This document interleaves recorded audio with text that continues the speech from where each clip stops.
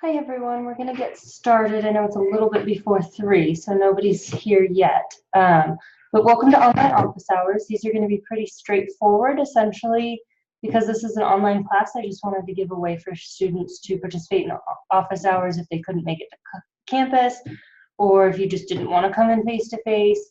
It's also a way that you can observe what I'm saying, so you can observe answers to other students' questions without actually asking or participating. It's really a way for you to understand more about the class and get what you need and have your questions answered anytime you can. I did ask for questions through email or through chat or any way like that, and I haven't received any. So essentially what I'm going to do now is just go over a little bit about the exam because it is coming up. It's the week of March 4th through 10th.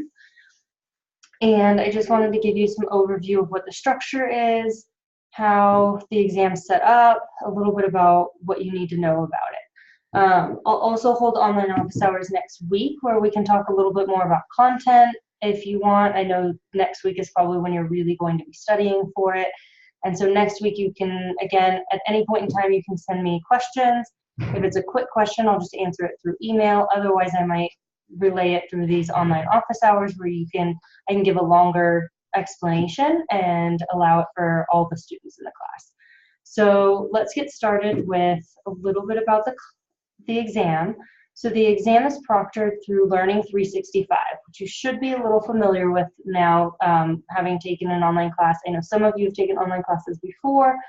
Some of you, this is your first time. Online 365 is really the learning mechanism. It's who's controlling the class content and everything through Canvas. And what they've instituted in the last few years is that they proctor the exams in their office to allow for making sure that nobody's cheating and making sure that everybody has the same setting and the same kind of system when they're taking the exam.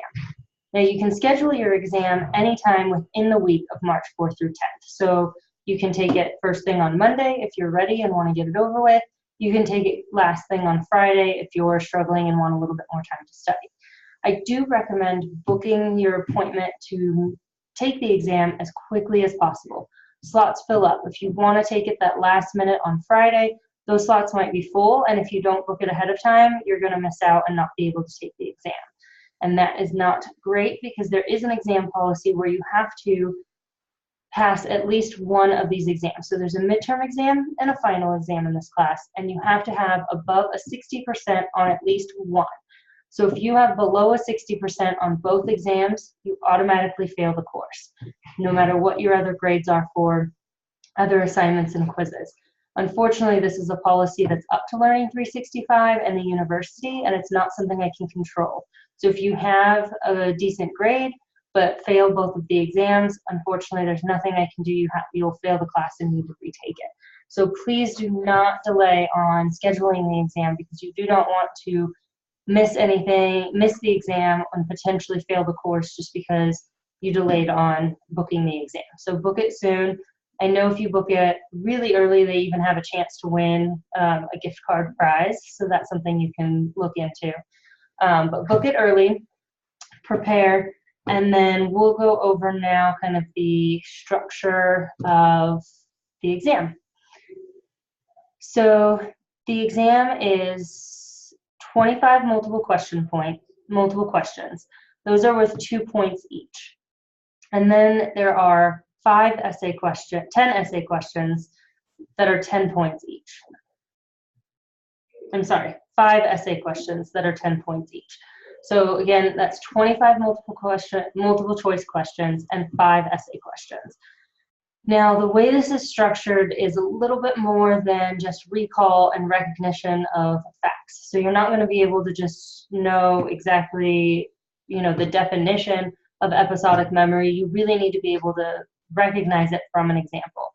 So the multiple choice questions, the 25 multiple choice questions, are going to be application type questions, meaning a lot of those are going to have an example and ask you to tell me what the psychological term is.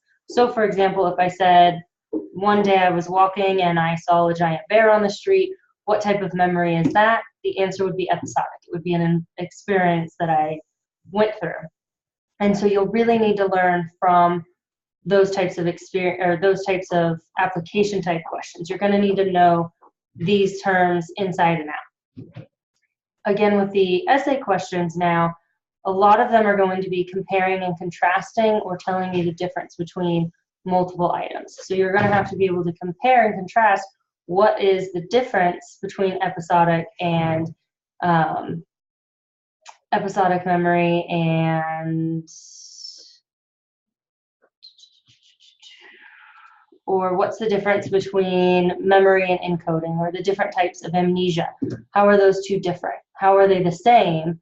You really have to compare and contrast. So with grading these, with the rubric I have, they're really set up to grade on your definition, so you'll need to know what the different types of amnesia are and what they look like. But to compare and contrast, you'll actually be graded on comparing and contrasting them. So you cannot just provide a definition, you have to provide the definition and then tell me how they're similar or different. You have to really know and understand the terms and how they relate to one another. So again, we're trying to get you to apply this information and understand it at a higher level rather than just recalling those recognition and facts. So this is something you want to start studying for now, because you're going to need to know a little bit more than just what is this type of amnesia. You need to be able to really explain it. You're also going to have to give examples. A lot of the times it'll say, tell me what the difference is between the triarchic theory of color vision and the opponent process theory of color vision. Give me an example of each. Or reinforcement schedules. Give me an example of each. So you really want to make sure that you have your own examples that you can bring. Now these can be from the book if you understand in that way. They can be from, you can even search online. You can Google them. There's tons of websites out there that have great, easy to understand examples of these topics. There's also examples provided in all of your lectures and in the textbook. You can use any of those examples or come up with your own. Those would be a great way to provide examples, but you will need to provide examples of these topics when you're doing the essay test. So make sure, or essay portion of the test. So make sure that you understand the topics enough to be able to provide examples for them. You'll have to know the difference between different types of theories. So how are they the same? How are they different? So you know, if you think of Freud's interpretation of dreams versus the neurobiological type of interpretation of dreams, how are those different, and you know, why are those different types of theories? So you really want to make sure you know this stuff really well. So that being said, that's kind of the structure of how the exam works. I also want to tell you that there's an opportunity for extra credit in this course for both exams. So again, you have one midterm and one final exam in this class. You have extra credit opportunities for each exam. So you can earn up to 5 points on the exam, so that's allowing you to miss kind of 2 multiple choice questions or half credit on the essay question. You can get 5 points for each exam if you provide a study guide to me. So there's a study guide listed on Canvas for you.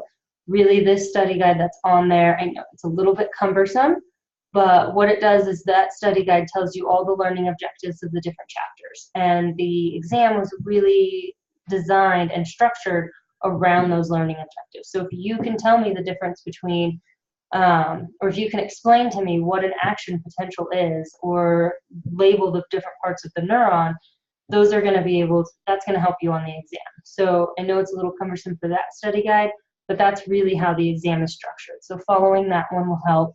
Otherwise, you can create your own. I'm happy to accept pictures of flashcards that you've written.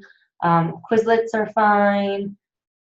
Word documents with just things, outlines, following that exact exam structure or that exam study guide is perfect. Any way that you study best.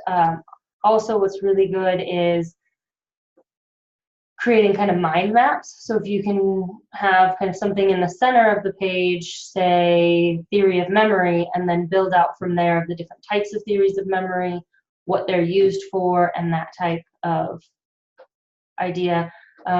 Cognitive maps are great, and I'm happy to provide a resource to show you how to create a cognitive map if you are interested in that. You can also at any time email me, ask me questions, come to office hours, come to online office hours. Again, I know tons of ways to study for the exams. I know this exam inside and out, so I know what's on it and I know how to study for it. You can ask me at any point in time.